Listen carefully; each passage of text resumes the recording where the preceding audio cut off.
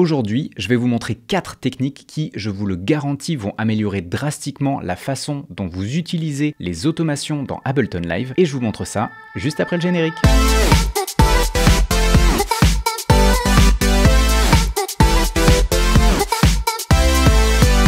Bienvenue à toutes et à tous dans une nouvelle vidéo de Simple Comme Live, la chaîne qui vous parle d'Ableton, mais pas que, et qui essaye de le faire le plus simplement possible. Les automations, pour celles et ceux qui ne sauraient pas encore ce que c'est le moyen de programmer l'évolution d'un paramètre ou même de plusieurs paramètres en parallèle pour faire évoluer votre son. Et la plupart du temps, on ne les utilise que trop peu, voire pas du tout, et ça peut être un très bon moyen d'améliorer très rapidement l'expressivité des sons qu'il y a dans vos projets. Je vous propose de passer dans Ableton très rapidement pour vous montrer un exemple de ce qu'est une automation très simple. Pour vous rendre dans le mode automation, vous avez deux façons de le faire. Vous pouvez soit appuyer sur la touche A de votre clavier, ou alors venir cliquer sur ce petit bouton juste ici à côté du cadenas. Une fois que vous êtes dans ce mode, vous allez ouvrir votre instrument pour sélectionner le paramètre que vous souhaitez automatiser.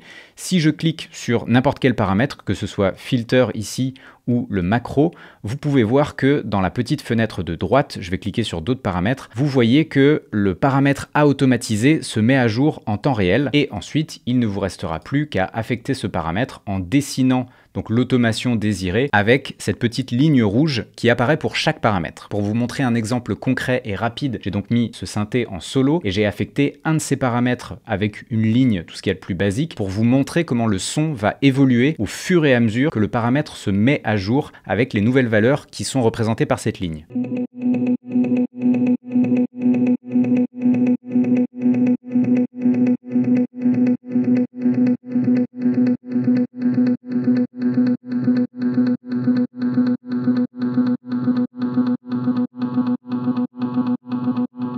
Une fois qu'on a établi ce concept, maintenant je vais vous montrer des façons de vraiment tirer parti de ces automations, puisqu'il y a beaucoup d'options qui sont proposées par Ableton pour pousser le concept d'automation bien plus loin que ce que je viens de vous montrer. Et je sais que quand on débute, même plus tard, par l'habitude et la force des choses, et là c'est à moi que je pense parce que je sais que je n'utilise pas assez ces options, je me suis dit que j'allais vous faire une vidéo pour vous montrer au moins 4 techniques qui allaient vous permettre d'améliorer grandement votre technique de programmation d'automation. Et comme ça, au passage, moi ça me sert de mémo personnel, un petit peu ma façon à moi de me dire, bon, bouge-toi et utilise toutes ces options que tu connais.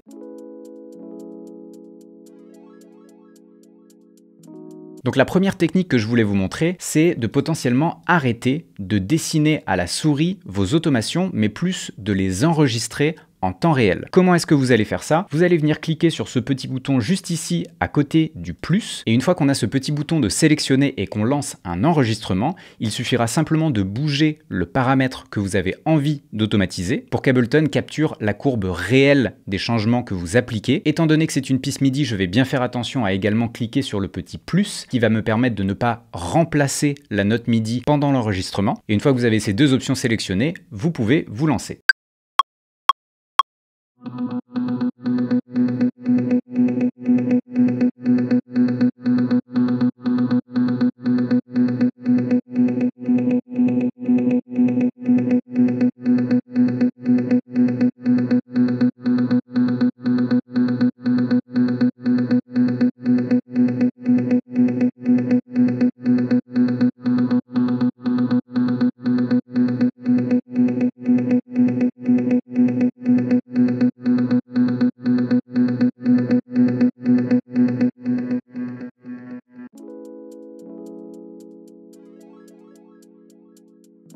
La deuxième chose que je voulais vous montrer vient en complément de cette première technique, puisque certes, quand on a enregistré nos automations à la main, on a quelque chose de beaucoup plus fin, de beaucoup plus granulaire, mais vous voyez aussi qu'on a énormément de points d'automation et pour venir faire de l'édition manuelle après avoir enregistré, c'est pas forcément évident. Heureusement, Ableton, dans sa version 11, a pensé à ça, puisque si vous sélectionnez une zone où vous avez enregistré une automation à la main, que vous faites un clic droit, vous allez pouvoir cliquer sur simplifier l'enveloppe. Et à ce moment-là, il va vous faire une enveloppe donc qui vous permettra d'éditer manuellement beaucoup plus simplement ce que vous avez enregistré en direct.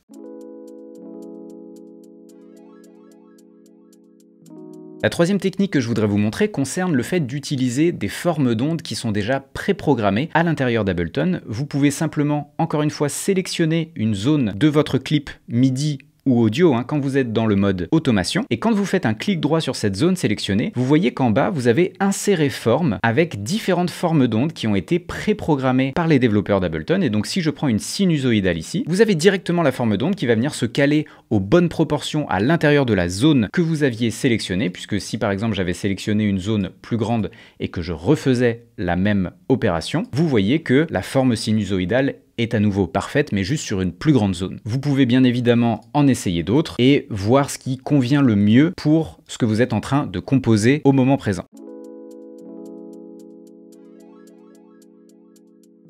Et enfin, la quatrième technique que je voudrais vous montrer, c'est toujours en rapport avec cette zone sélectionnée. Quand vous passez votre souris à l'intérieur d'une zone de sélection comme ça, vous pouvez voir dans les coins et sur les côtés ces espèces de petits carrés qui vont vous permettre de modifier la forme de l'automation dans son global, un petit peu comme si vous faisiez de la modification d'image dans Photoshop ou ce genre de choses. Je m'explique. Si je prends le carré en haut et que je le baisse, vous voyez que ça va tasser l'automation. Si je prends celui d'en bas et que je le remonte, ça va la tasser également, mais vers le haut. Et de la même manière, si je prends les petits carrés dans les coins là-haut et que je les amène vers le bas, vous voyez que ça va créer une diagonale cette fois-ci. Si je prenais le carré en bas à gauche et que je le remontais pour faire des lignes parallèles, vous voyez que toute ma ligne d'automation qui est à l'intérieur de cette zone s'adapte en fonction des nouveaux repères que j'ai donnés grâce à ces carrés. Et vous avez également des petits carrés sur le côté qui vont vous permettre d'adapter donc la largeur de la zone de sélection de base pour faire évoluer votre automation comme vous l'entendez.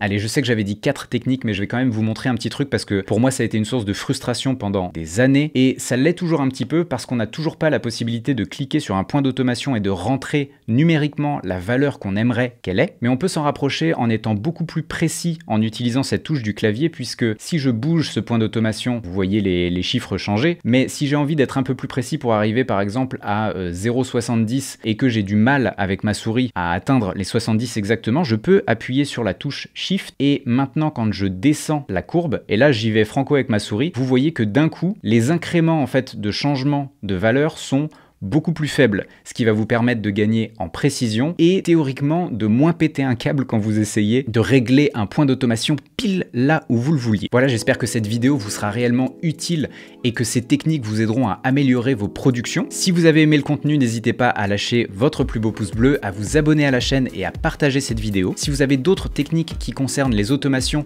n'hésitez pas à les mettre en commentaire pour faire profiter la communauté de notre savoir à tous. Moi, en tous les cas, je vous dis à très vite sur la chaîne. Je vous fais des petits bisous. Allez, ciao ciao!